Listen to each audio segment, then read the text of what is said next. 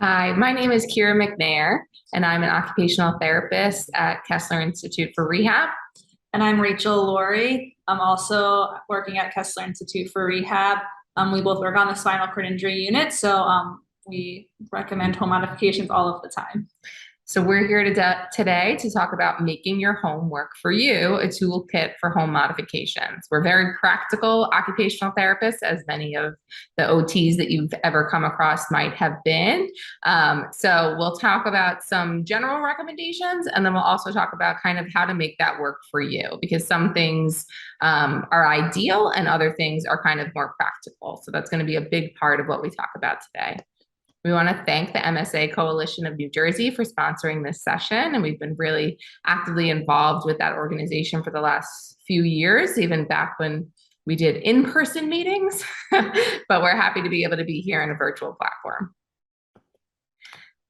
So I think a big portion we want to start off with is that most homes are not accessible, and most homes are built without the concept of universal design or this kind of universal accessibility, particularly for someone who might be a wheelchair user. So a home might be fairly accessible for someone who maybe can go up and down stairs, but has a little bit of difficulty, but most homes are not wheelchair accessible. So in fact, 0.15% of all homes in the US are wheelchair accessible. We just don't tend to have the landscape for ranch style homes across the country. So there's definitely some states that have better accessibility than others, but most, no matter where you're going to go, it's going to be hard to find a place that has consistent wheelchair accessibility. The most common areas of difficulty that we see in our own practice, and that's been shown in the research, is getting in and out of the home, right? That's kind of number one. Navigating inside the home, so that's like hallways, tight corners, things like that. And then self-care in the bathroom. So what we see a lot is a lot of the reasons for someone falling is because of a lack of mobility, specifically in the bathroom, which can then lead to an unsafe environment and then a higher risk for falls. So what is a home modification? So as occupational therapists, we recommend home modifications quite a bit for our clients and anyone that we might see. But overall, any home modifications, changes made to adapt the living spaces to meet the needs of someone with a physical limitation so that they can continue to live independently and safely. And that's been a big conversation within the MSA community, is how can we make the space that you're currently in work for you? And then how do you kind of look forward into the future to predict what the space might need to look like in the future? And how do you accommodate that now so that it doesn't need to be a burden that you need to address years from now or months from now? So thinking on the starting point is the more you kind of plan ahead for what the future might look like, and the more you kind of guesstimate even just what with the aging process, what the home might need to look like, it's really important to start considering those things sooner rather than later. You don't want to have to put together a home modification only when it's absolutely necessary. So we see people in inpatient rehab where they can't go home until they can get inside their houses, right? But we always prefer that you're kind of planning ahead for what that's going to look like. And in the absence of home modifications, wheelchairs may actually increase the level of help required to negotiate the home environment. So that's one thing that kind of stood out in this specific article. But that means to us that sometimes we can't make the best recommendations for equipment for someone if that equipment doesn't necessarily work in their home. But then also by using that equipment, they may need caregiver support in order to navigate that equipment. So there's a lot to consider here. But the important thing about home modifications is the goal is to improve performance in activities that you want to be able to participate in, slow the rate of depending on somebody else. Big one here is reducing the risk for falls, and that would be reducing the need to go back to the hospital for any reason, which we definitely don't want to do, especially in a pandemic style world. And then enhance caregiver efficiency. So making sure that the caregivers have more room to maneuver as well. And then improving overall quality of life.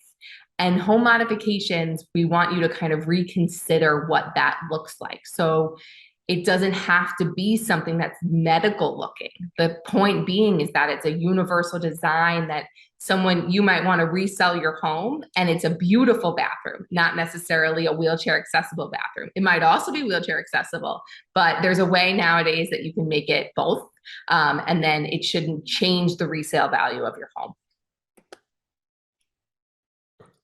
So we're going to go over some general recommendations specifically for getting in the house, doorways and bathrooms, and talk about kind of ideal situations, maybe some short-term situations that you could use, and things that just to kind of keep in the back of your mind as you start the process of doing home modifications.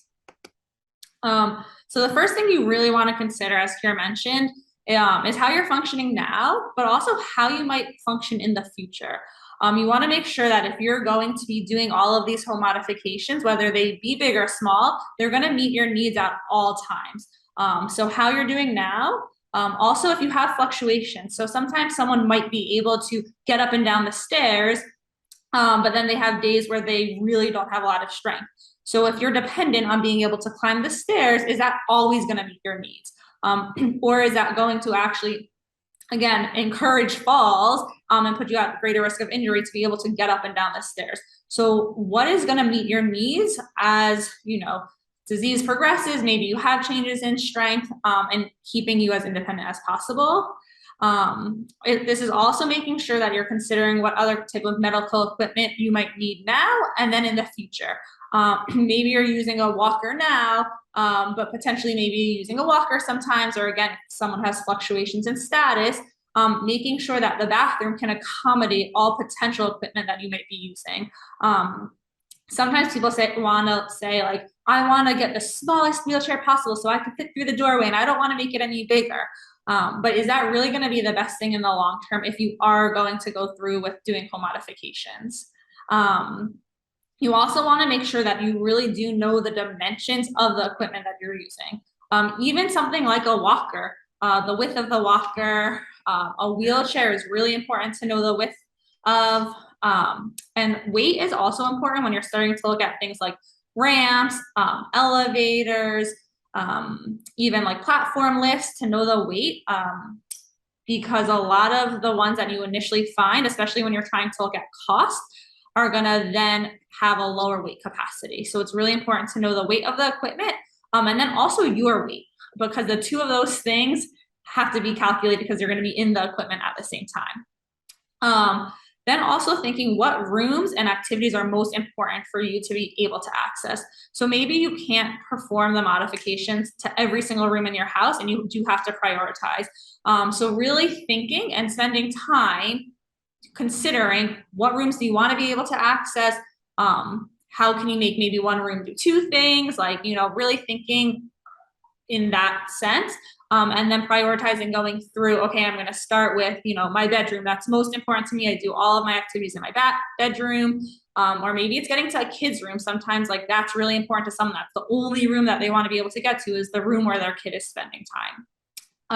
So think about what's most important to you, not necessarily somebody else. You know, I think people come in and automatically, I know sometimes I do, I'm like, okay, bathroom, we gotta get you in the bathroom, but that might not be the most important thing to you. But making sure you still have other ways then to access showering and bathing and toileting as you need.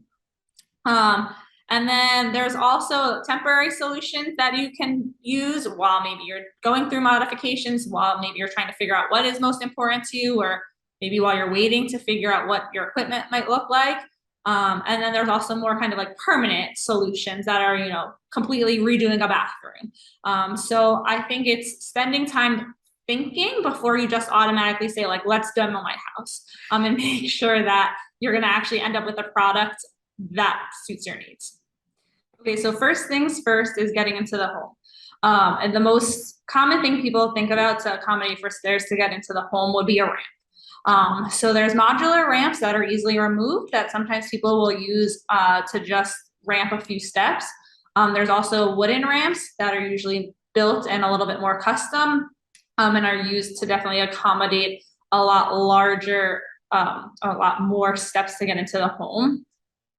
In general, the ADA guidelines are for every inch of rise, you need 12 inches of ramp. So for example, if you had two 8-inch steps, that means that's 16 inches in total. So you need a 16-foot ramp. Usually you need a lot more ramp. It's a lot larger than you would think when you just think, oh, I have 3 steps, that's easy to ramp. It's actually usually a lot bigger.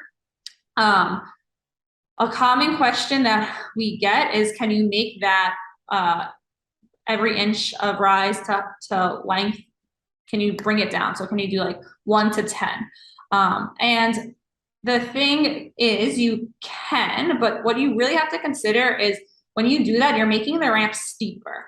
So if you're walking up the ramp, if you're rappelling up the ramp, and even if someone's pushing you up the ramp, the shorter you make the ramp, the steeper the ramp becomes. So is it something you can do? Yes. Is it the safest and the best option? No. If you have to lose an inch or 2, is it the end of the world? Probably not. But it's really considering the shorter you make it, the steeper you're getting. You also want to consider that if the ramp is more than 30 feet long, that you need to have a landing in the middle, right? You don't want this huge, massive running ramp. You would then have to make turns to accommodate for that. There are, though, other ways to get into the home. So if you see the picture on the right, is a chair lift. So you and the wheelchair or your walker, if you're standing, would go into that platform and it rises you up. They make internal ones and external ones. This is obviously an external one. Then there's also some things that you can do if there is only a step or 2 to get into the house. So you can do like sloped landscaping to be able to enter, and then you might not even really need a ramp to get in. It would just be kind of like modifying your landscaping to get in. Even though it seems really complex, sometimes this sort of lift scenario is actually cheaper than a ramp. So it is just important to kind of keep your options open and don't necessarily set your mind on one specific pathway. There may be a couple of different methods that you can choose between. And like I mentioned before, this is where it's really the most important to know what your medical equipment is and the weight of it, especially for things like lifts and elevators to get into the house and even to the second floor. So as I mentioned before, there's more modular ramps versus more permanent wood ramps. There's even small little ramps to accommodate thresholds. So if you do have a small, 4-inch threshold to get in, there are small ramps that can kind of like lay to accommodate that area. A lot of times you might see this getting back onto a back patio where there's a threshold, onto a deck. There's sometimes a threshold that might limit you. Again, a lot of times ramps are thought about when someone is using a wheelchair, but those thresholds can be very dangerous, even if you are still walking, to think about ramping them now to keep you safer while you are mobile and using maybe a walker. Something that's really important to consider for stair lifts, whether it's internal or external, is one, being able to transfer on and off of the stair lift, your ability to maintain your balance while you're on the stair lift, but then also what you're doing with the equipment that you might be using to get around the house. So let's say you're using a walker to get around the house and you get onto the stair lift. Once you get up to the top of the stairs, then what are you going to do? Do you have another walker around up there? Do you have another wheelchair around that you can use? So it might be a great option to get you up and down the stairs, but then it still might make you reliant on somebody else to carry whatever your piece of equipment is up and down the stairs. If you're using a power chair, right, you can't even get that power chair back up and down. So what are your options? And what are you going to do to accommodate for that? So that's why sometimes a platform lift might be a little bit of a better option, or an elevator, because it's taking you and your equipment from one floor to the other. Elevators are also a great option. They sometimes are not as costly as you might assume, depending on what kind of modifications you might need to do to the house. So as Kira mentioned, it's not something that should be automatically ruled out. I think when people think of elevators and even platform lifts, they think, wow, this is such an expensive thing, I can't accommodate this. But if you think about maybe the cost of renovating a bathroom downstairs and getting into the home and all of these other things, It actually might be cheaper to put an elevator in and get to the second floor where you already have an accessible bathroom. So it's kind of like thinking outside of the box and not just like crossing one thing off the table. Another kind of quick way to make some modifications is offset hinges. As you can see in the bottom picture, offset hinges usually give like an inch to 2 inches in the doorway to make the door frame a little bit bigger. And you can also remove just even the entire door frame and door if you wanted to. Sometimes people put curtains up, pocket doors, to get a little bit more space into a room. And then of course, if you have a nice ramp to get into your home, now you actually have to be able to open the door. So considering how you're going to open the front door and really thinking about automatic door openers with remote access. And something that's actually not on here, but to also consider would be access through, let's say, thinking the front way versus the back entrance. The garage entrance is sometimes a really good option to get in because it's usually sometimes just like one step to get into the garage, and then someone might have more access into their home that way. So really thinking about front versus back, garage, side, whatever doors you have. If you have someone coming out to your home, show them all of the possibilities because they might have some ideas that you haven't even thought would be a possibility. So in terms of doorway, the ideal measurement would be 32 inches in width. Although you sometimes can get away with smaller, depending on the size of the wheelchair or the equipment that you are using. It's something that people often forget is that they think that their wheelchair, let's say, is 18 inches wide. So they're like, I can get in a 20-inch door, but you have to consider the wheels add a lot of space, and then someone typically needs to propel themselves, and so you need another couple of inches. So if you do have an 18-inch wheelchair, you usually need at least 28 inches to get through the door frame. And you also need to consider what angle you're entering the door at. So if it's a straight shot, if you're going straight into the doorway, you can get away with that kind of perfect fit of a door. But if you need to turn from a hallway, think about if you were parking a car, you usually need more space unless you have a really wide hallway to be able to get into that door frame perfectly. So even if you do measure your chair and you think you could get in your doorway, 28 inches is usually really, really tight. Which is why really the recommendation is 32 inches. But it's going to depend on, your home setup, which is why it's great to have someone come out and look at your home and see what's a possibility.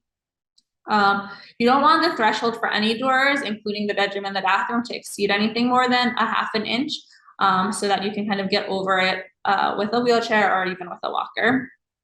And I kind of mentioned already before, but thinking about other small changes you can make to a doorway. So like a pocket door is really nice for confined spaces, especially in a bathroom. Even changing the direction that the door swings, whether it swings into a room or out of a room, might give you some more ability to maneuver. You can add these they're called D or U-shaped door pulls. So in this bottom picture over here. So if you have impaired grip strength, you have the ability to kind of hook onto that to be able to pull the door open or closed. Removing the door altogether sometimes is just a really simple solution. Again, sometimes that more temporary solution to just get rid of it. And even the type of doorknob really can make the difference between being independent with opening and closing the door and not. And there are a lot of cool doorknobs out there, lever style doorknobs. There's also these kind of push and turn doorknobs. There's all different ones that might work for you. So it's just exploring your options to see what's out there. In terms of bathrooms, so bathroom modifications can be really costly. You sometimes can make them work easier or if possible, depending on your equipment. But I think what I feel like we can't stress enough is really considering all of your functioning, not just how you're functioning now. Because the last thing I would want someone to do is spend all this money on their bathroom and not work for them in a couple of months. Again, knowing what equipment you need now and potentially what you might need in the future. Bathrooms are traditionally pretty small and pretty tight to get into. So I usually always say, think about making a perfect 360-degree turn. In a manual wheelchair, you need 5 foot by 5 foot to make that kind of turn. In a power chair, 6 by 6 feet. And that kind of gives you an idea of how you can maneuver around the bathroom to get around. Toilet height is an interesting topic.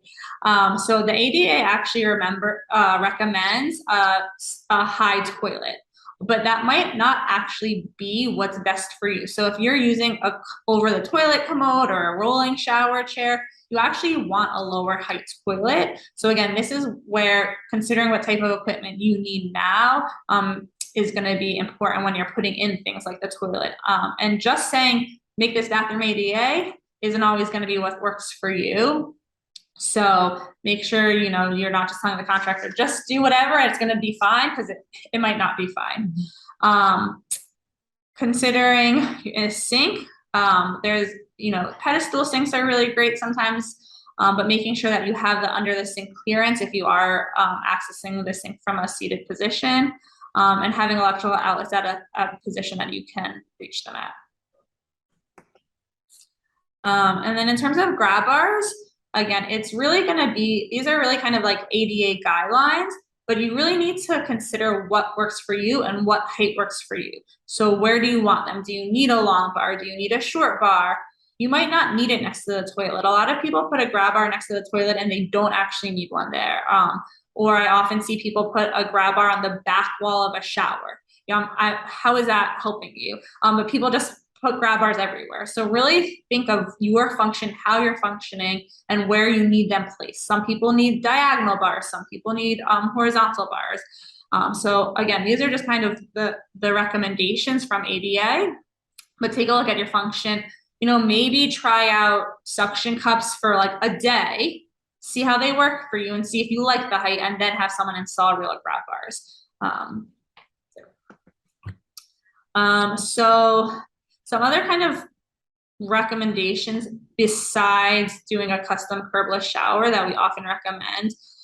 There's these portable showers. So the faucet is the one in the middle, and the shower bay is the one on the right. They both hook up to a water source. So they're things that you can put like in a living room or a bedroom, and then use a shower chair to be able to get in and still take a shower. It's a really great solution for people who can't modify their bathroom for whatever reason, whether it's that they rent, financially, they don't want to, but showering is still something that's really important to them. There are other options out there. There's also this easy bath for doing sponge bathing, not just kind of like sponge bathing in your bed, but it allows you to kind of like get a little bit more wet while you are doing your sponge bath.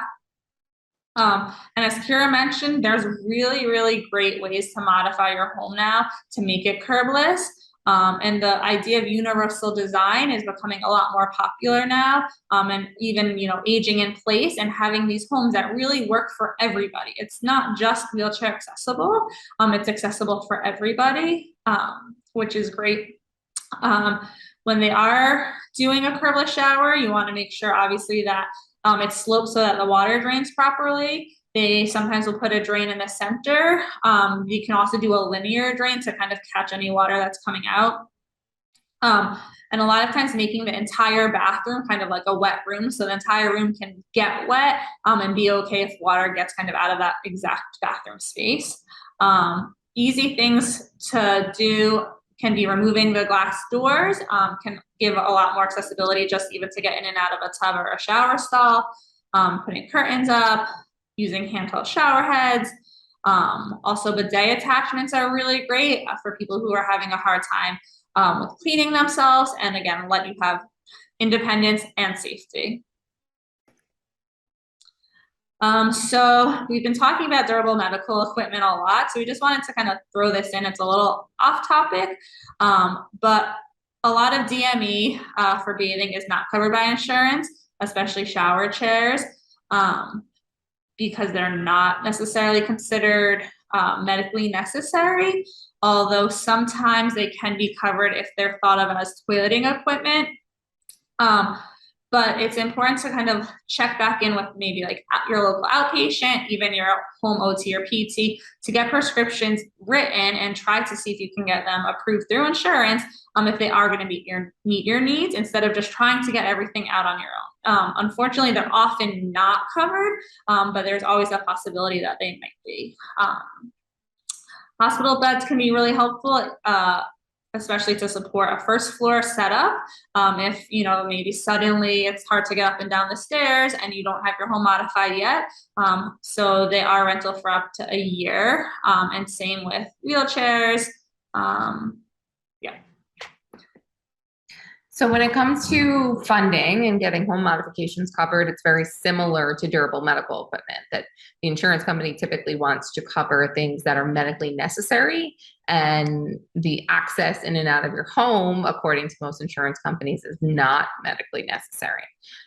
So I think a lot of it has to be some of these interesting solutions, and maybe some low-cost solutions, or what's going to work for you and your family in the long run, especially because there isn't necessarily a ton of funding support for this. So when you're looking for a contractor, you want to look for somebody who's had experience with modifying homes for someone who has a disability or someone who uses certain medical equipment. You want someone who's really listening to your specific needs, and they're not telling you what's right for you.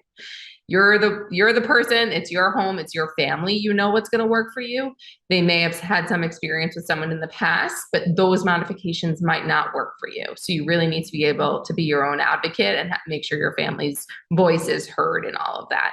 And then there are some people who have special certifications and advanced certifications in home modifications. So looking for somebody who's a certified aging in place specialist, somebody who's had advanced certification in home modifications. And usually an occupational or physical therapist can make general recommendations, especially knowing what equipment you're using and what your functional status is, and they can help support finding the right contractor to do the modifications for you or with you. And once again, the ADA standards don't necessarily mean that that'll meet your needs. They're meant for public spaces. So just make sure that you can find a contractor who's flexible in that sense as well, that they don't need to necessarily do everything according to what the ADA guidelines are. And then, like I said, home modifications are often not covered through the commercial insurance or Medicare. However, there are a couple of different external funding options and sources. So something like ramps, stair lifts, widening doorways, tub modifications, elevators, they're not usually something that you can submit to your regular HMO or your Medicare. However, if you did pay out of pocket for it, you can get a good chunk of tax deductions and write it off on your taxes for the following year. And then if you have Medicaid, Medicaid has state-based waivers depending on where you live. And some of those can help support the living in place and aging in place concept. So in some cases, the Medicaid waiver program will support funding towards things like a ramp and entryway modifications, not often bathroom modifications, but at least getting in and out of the home. So here in New Jersey, we have Medicaid managed long-term support services, and MLTSS will often cover ramping for many of our clients. However, it might take a long time to get that done and covered. So in the interim, it might be something to consider other funding options. Also Medicare Advantage plans. And then if someone has something like a long-term care insurance or catastrophic insurance, sometimes those are extra pots of money where you can use towards something like home modifications. There's a lot of different organizations out there that can provide home modifications. They can either build the ramps or make the modifications themselves, or provide funding to support modifications. So we definitely encourage you to kind of seek out some of these organizations like Rebuilding Together. The Home Accessibility Program for Independence can give people a loan and can give people additional money to support accessibility modifications. And then if you were a veteran, and especially if you have service-related injuries, working through the VA to get funding for home modifications is another resource. And then some general companies and consultants that we work with kind of on the East Coast here. 101 Mobility is a company that's kind of up and down quite a bit of the East Coast. So there's some offices in New York and New Jersey, and they really are the experts in mobility modifications quite often for access in and out of the home. And then here specifically in New Jersey, we work with two main companies, Able Care and Back Home Safely, that do they'll come to your home and do assessments and then be able to provide accessibility modifications and recommendations. But overall, it's important to shop around, find your best options, use your resources, look on local websites, look on local blogs, continue to speak as an MSA community about who's liked one contractor versus the other. And sometimes it does take a few interviews before you have solidified who you'd like to use to help support your modifications. And then there's additional resources online. AARP has a really great guide for kind of aging in place and considerations for home fit. There's a lot of different options out there. Some might work for you and some might not. But if you ever do have a question about what would work for you, I would usually try to find a referral for an occupational therapist, or anyone that kind of has a general recommendation of what your mobility status is would be somebody that can help you kind of guide you in the right direction. These are our email addresses, and you can always feel free to email us if you have questions specifically. And once again, thank you so much to the MSA Coalition and MSA of New Jersey for hosting us today.